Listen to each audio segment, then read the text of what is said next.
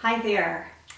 Yesterday, as I went on my Facebook page, it brought up a memory from another season in my life, a time that was very joyful and a specific experience that was very precious to me.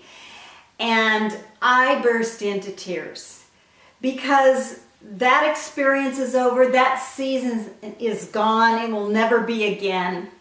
And as I thought about it, I began to think about Jesus and these things we've been looking at in these last 7 days. We are on day 7 of Lent, and I know it can seem like it's going to go forever, but I'll just tell you, before you know it, it'll be over.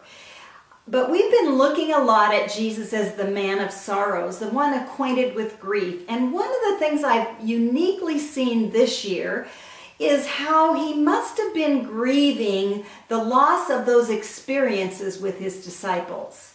Because the reality is, he was never going to be able to experience that again. That was a season in eternity, but it was going to be over. And I think he loved being here on earth. I think he loved living as a human being, eating our food, sleeping with those disciples, sharing, hearing their hearts. I think that was a precious season for him.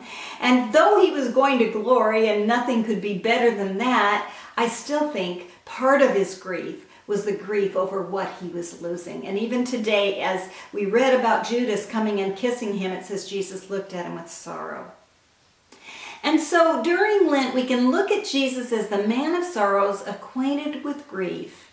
But we also learn from him. We remember he said, "Arise, we must be going," because at some point he set his face toward the future. And I think this is how we grieve. We can grieve, but we grieve looking forward. No matter how deep, how painful, how terrible your grief is, and I know there are many people who grieve over far more painful experiences than I've ever had. But God calls us to walk with Jesus in the suffering, in the fellowship of his sufferings, and learn of him how to look to the future and not live in the past. And I think that is one of the beautiful lessons of Lent for me this week.